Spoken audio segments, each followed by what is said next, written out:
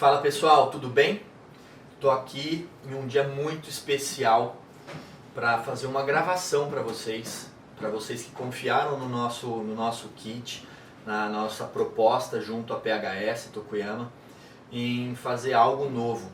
Alguns kits de materiais selecionados por nós que entreguem para vocês materiais de alta qualidade, materiais de ponta, mas também com uma parte de ensino muito importante para a gente poder abordar e comunicar com vocês da maneira que a gente entende que é muito legal para a gente utilizar no nosso consultório. A gente chama de Black Edition. São 3 kits que eu montei com a PHS do Brasil, pensando em entregar para vocês algumas soluções que eu utilizo no meu consultório já faz alguns anos. Então eu sou Thiago Toboni e a gente vai conversar sobre 3 coisas muito importantes: resinas compostas, clareamento dental e acabamento e polimento. Espero que vocês aproveitem essas aulas. A gente vai poder trocar ideias e tirar algumas dúvidas depois. E eu tô aqui de coração aberto para passar o máximo para vocês aí durante essas aulas, que vocês aproveitem muito e levem para suas clínicas coisas boas para entregar para os seus pacientes. Muito obrigado. O primeiro kit que a gente vai conversar, a primeira aula, vai ser sobre clareamento dental. Eu entendo muito sobre rotina clínica, sobre a tua rotina clínica. Eu penso muito em como a gente cria um workflow restaurador muito interessante. Esse workflow, na verdade, é uma linha de continuidade, é uma linha de raciocínio que a gente tem que pensar quando a gente vai iniciar um tratamento odontológico estético. Vamos pensar em dentes anteriores. Imagine aqui, como vocês podem ver na nossa tela. Quando eu tenho esse workflow restaurador, eu crio uma timeline que eu tenho que me planejar até chegar no acompanhamento. Então eu penso em adequação, clareamento e planejamento, mockup, execução e acompanhamento. Quando a gente começa a pensar nesses pontos, o que eu vejo que é muito interessante, que a gente tem que imaginar, você no teu consultório, eu no meu consultório, é que as etapas têm que ter uma sequência lógica. A primeira coisa que eu faço com o meu paciente é pensar numa adequação. Então eu vou avaliar a promoção de saúde, se esse paciente tem saúde ou não tem saúde bucal. Eu tenho que fazer uma promoção de saúde. Isso engloba uma boa profilaxia, uma boa limpeza, uma boa raspagem, se for necessário. Remoção de cáries, se esse paciente tiver cárie ou não. E aí sim, eu entro na parte de planejamento. Quando eu entro no planejamento, a minha conversa com o paciente é muito importante em entender o que esse paciente precisa. Entendendo o que esse paciente precisa e deseja, eu tenho que mostrar para ele o que eu posso oferecer. E a gente pode utilizar planejamentos digitais, virtuais, aqui como eu estou utilizando, mostrando para vocês no Smile Cloud. Eu posso fazer um enceramento manual também, apenas uma moldagem, avaliando a foto desse paciente, realizando o enceramento. E o mais importante, enquanto esse paciente espera o meu planejamento, esse paciente já está sendo clareado. Eu já inicio o processo de clareamento, que eu vou conversar com vocês um pouquinho adiante, para começar esse processo de clareamento. E quando eu tenho o meu planejamento finalizado, eu consigo iniciar o tratamento desse paciente, porque ele já está finalizando o tratamento. Depois a gente entra na fase de mockup, para esse paciente aprovar ou não, né, o design do sorriso. E depois eu tenho a parte de execução clínica, que eu vou fazer a restauração. E depois uma coisa muito importante, a fase de acompanhamento. A fase de acompanhamento é muito importante, muito interessante que a gente pense em fazer um bom repolimento, uma boa profilaxia, utilizando discos, borrachas e polidores de qualidade. Por que eu falo para vocês sobre clareamento prévio?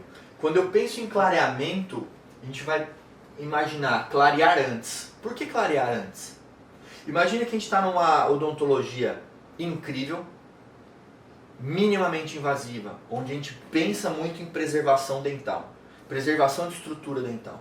Quando eu imagino realizar um tratamento estético, na minha cabeça, quem me acompanha nas aulas, em cursos e congressos, sabe que eu falo muito sobre resina composta, mas eu penso muito em preservação dental, em biologia.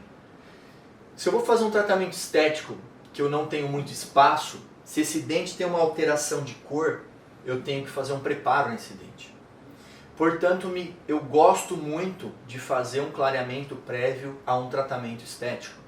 E eu vou mostrar por quê, baseado em um artigo muito interessante do professor Christian Coachman, Galip Gurel, professor Marcelo Calamita. Olha que interessante. A influência da cor, se a gente tem necessidade de preparo ou não. Quando a gente avalia esse artigo fala pra gente que se a gente quer alterar de 1 a 2 tons de cor da escala Vita, a gente precisa de uma espessura de faceta de restauração de 0,3 milímetros. Então isso me faz pensar que, 2 exemplos que eu quero passar para vocês. Se eu tenho um paciente com dente A2 na escala Vita, e ele quer uma faceta, uma lente de resina, uma faceta de resina cor B1, a média desse artigo nos passa 0,6 milímetros. Só que, em muitos casos, eu não tenho volume aditivo de 0,6 milímetros só para eu estratificar minha resina, entende? Então, nesse caso, talvez se eu não tenho esse espaço do biotipo gengival e eu crio um sobrecontorno, então eu teria que preparar esse dente para obter esse espaço, entende? Então, se eu clareio esse dente A2, faço um clareamento e levo esse dente para o A1, do A1 para o B1, eu tenho somente 0,3 de espaço. Aí provavelmente eu consigo fazer o caso sem preparo. Então a gente pensar em clarear os dentes antes de um tratamento estético é algo muito rotineiro. Eu acredito que no teu consultório também, assim como no meu. Então eu sempre inicio os tratamentos estéticos com um bom clareamento. E aí a gente pensa em preservação, por isso que a gente vai clarear antes. Sobre histórico de clareamento, eu não queria chegar para você aqui e pensar em passar para você como aplicar o gel na moldeira, como você vai fazer uma sessão de clareamento de consultório, que eu tenho certeza que você faz tão bem quanto eu faço, ou até melhor que eu. Mas eu queria passar alguns pontos para vocês que eu acho muito importante. Se a gente for pegar o histórico do clareamento, Haywood e Heyman, em 1989, eles iniciaram os estudos, depois de Klusmir, falando sobre clareamento, que eles usavam peróxido de carbamida para fazer um bochecho.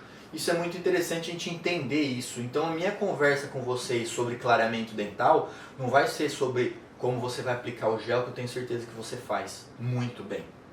É você entender o processo de clareamento a fundo. Você vai ser aquele dentista diferente do clínico que só faz a técnica porque ouviu falar e não entende o que está acontecendo. Eu quero que você entenda o processo biológico do clareamento. E a gente vai começar a pensar em algumas coisas.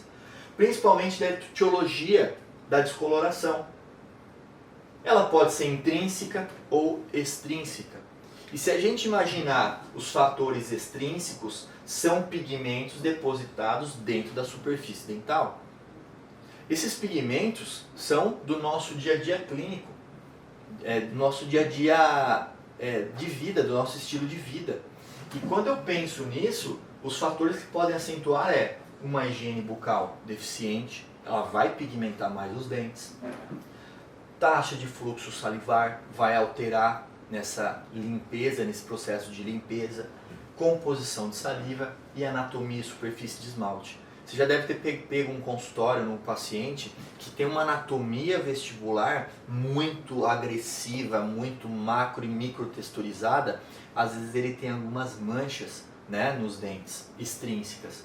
Por quê? Porque essa anatomia é muito evidenciada e a gente tem uma absorção de pigmentos maiores. Se a gente for imaginar o que vai acentuar no dia a dia clínico, são coisas que a gente gosta de utilizar no dia a dia clínico, né? Um bom vinho, um café, um chá, um açaí e o tabaco que a gente pensa e indica para os pacientes cortarem o cigarro, mas a gente sabe que tem pacientes que fumam.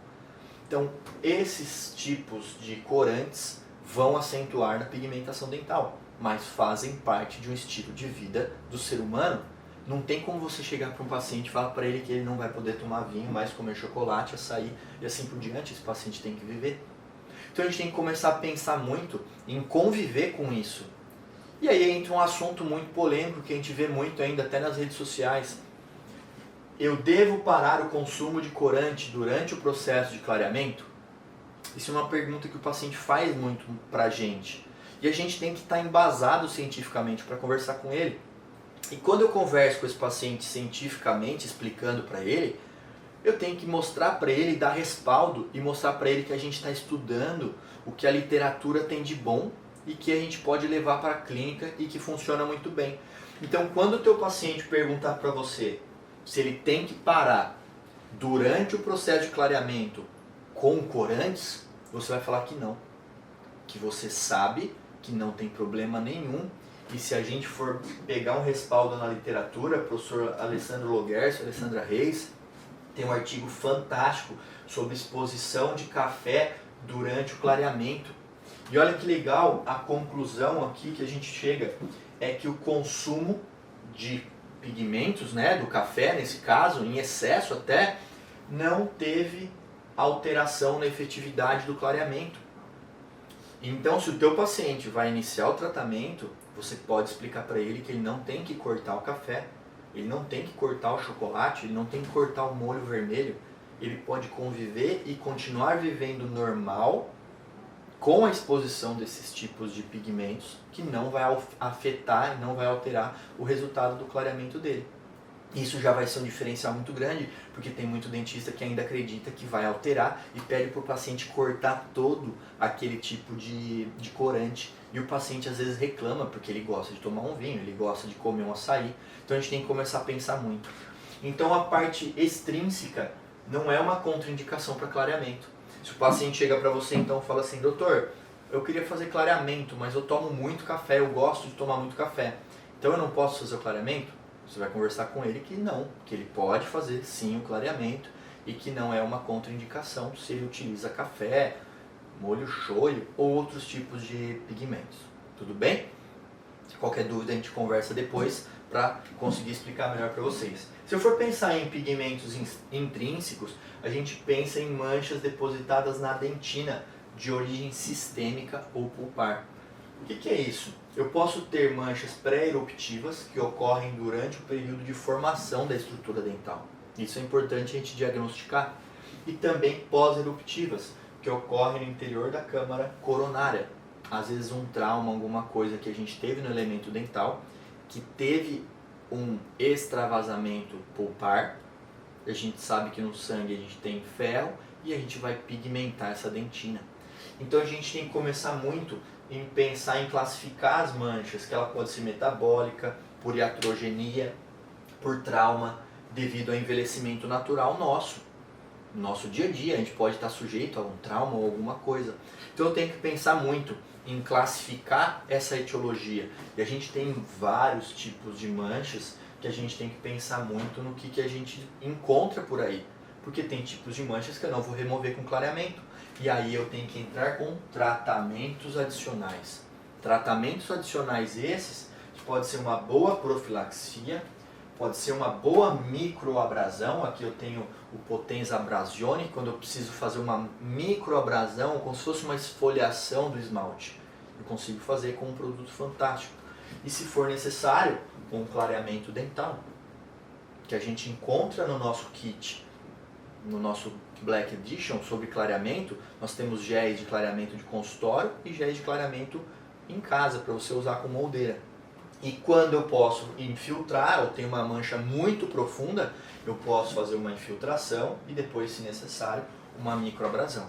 E aí eu estou fazendo um tratamento associado para a resolução de manchas mais severas.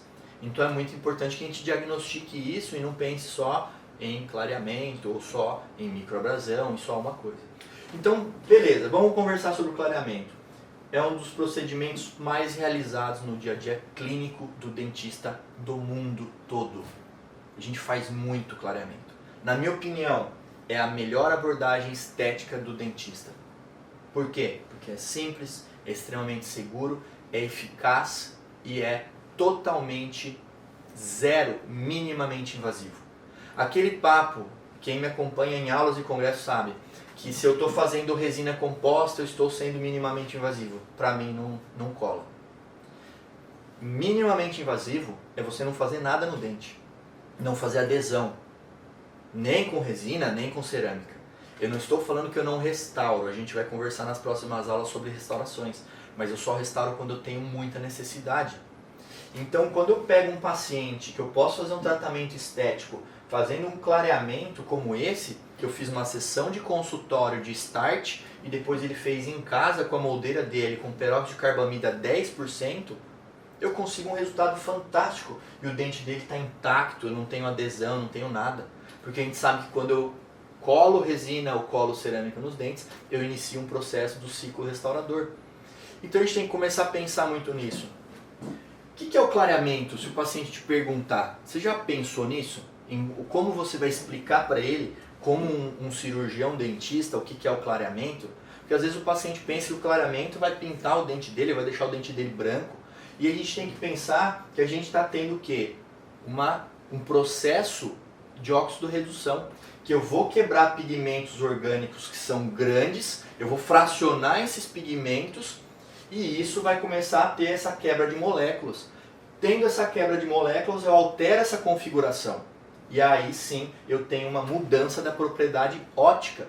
E essa liberação de oxigênio vai eliminar esses macropigmentos que foram quebrados. Eu tenho uma limpeza, é como se fosse uma limpeza interna de um processo de óxido-redução. Então a gente tem que saber conversar com o nosso paciente para se diferenciar dos outros profissionais. Então a gente tem que pensar muito quais tipos de agentes clareadores nós temos. Eu gosto muito de fazer clareamento de moldeira, o paciente faz na casa dele. Só que eu percebo há alguns anos que o paciente às vezes não é tão disciplinado.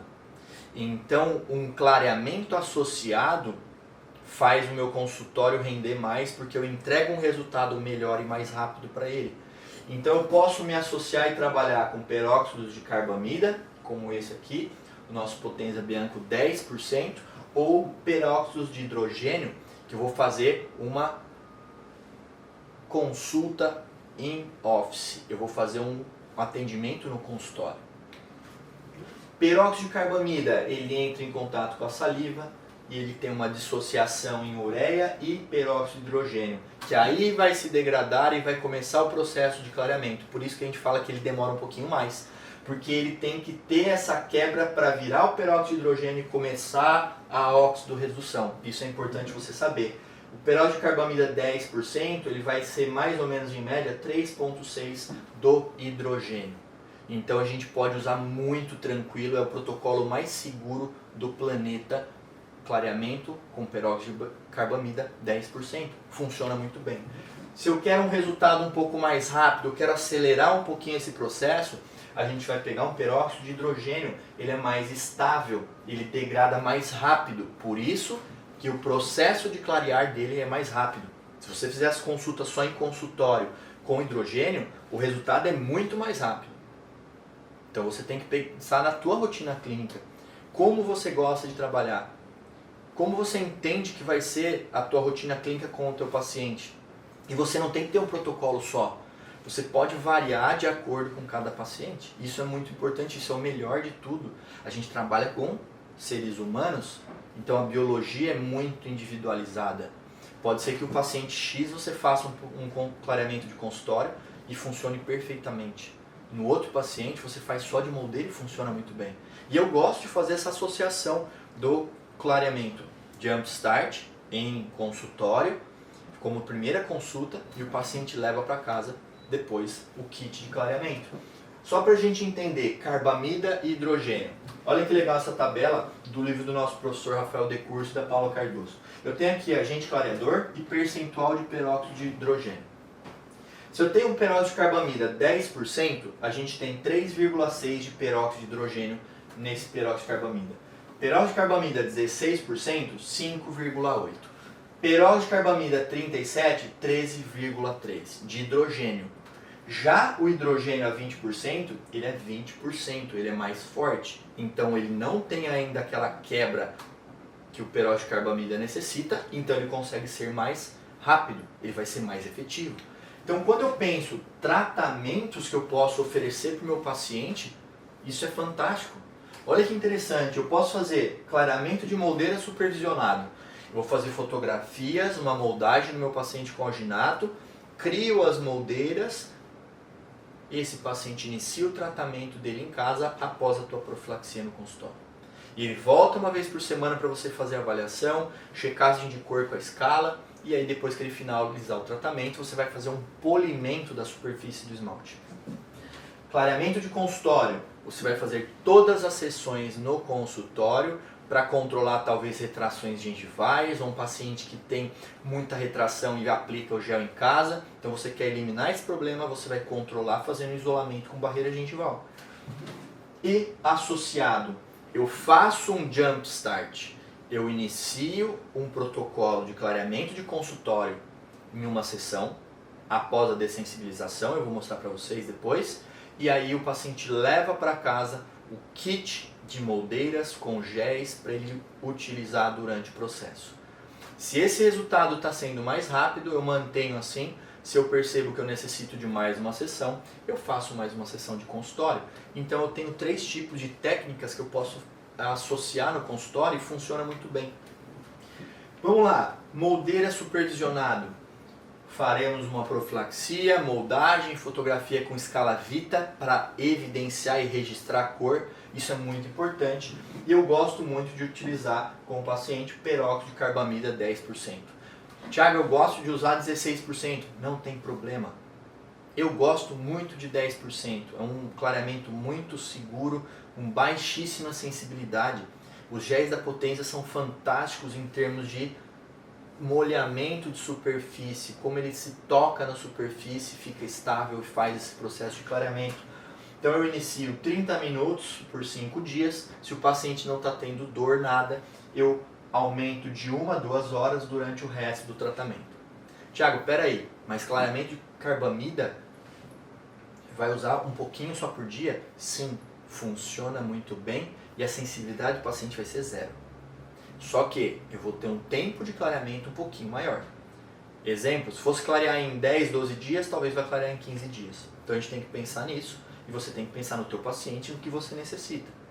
Agora, se você falar para mim, Tiago, eu queria que o paciente dormisse, é extremamente seguro ele dormir com gel de 10%, não tem problema nenhum. A gente vai ter uma ação desse gel de carbamida 10% de 2 horas a 4 horas e um pico máximo, depois esse pico cai, ele vai zerando.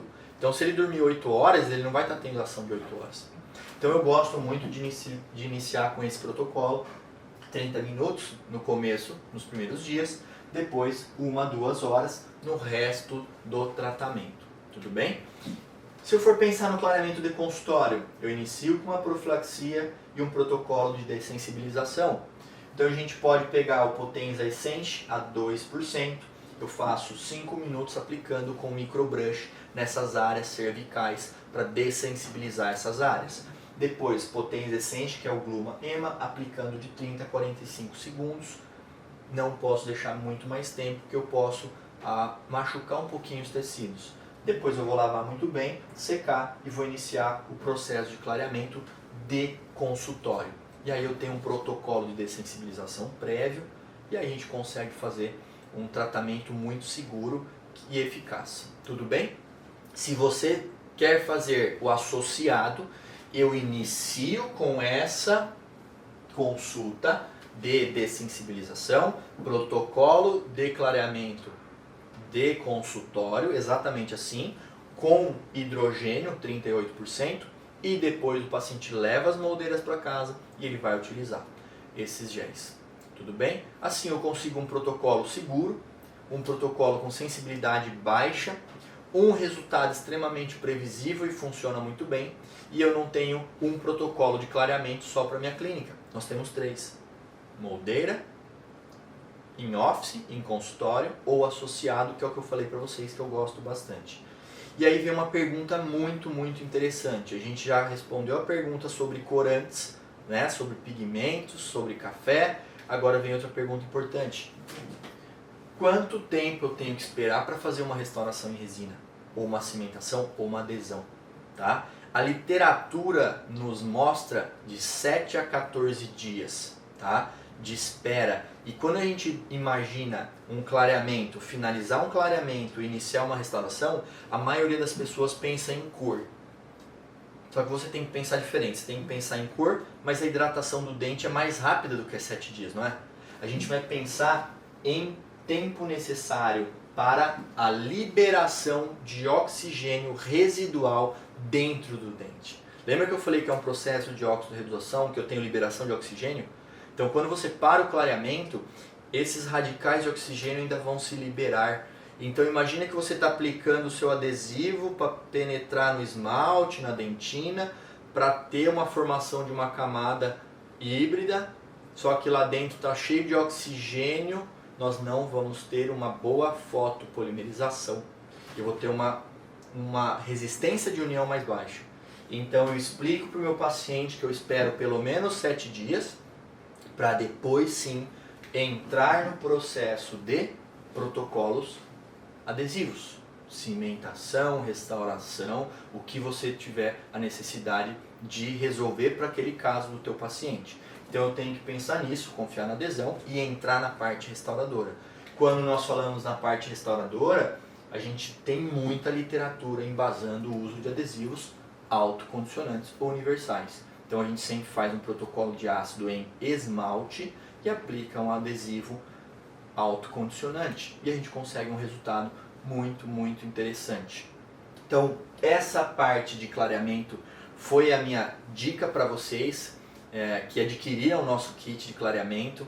Qualquer dúvida é só entrar em contato com a gente, vai ser um prazer conversar com vocês. E a gente vai dar andamento agora na aula falando sobre a parte restauradora. Quando eu falo da parte restauradora, eu entendo que eu vou entrar na parte de estratificação, cor, e a gente vai conversar um pouquinho agora com vocês.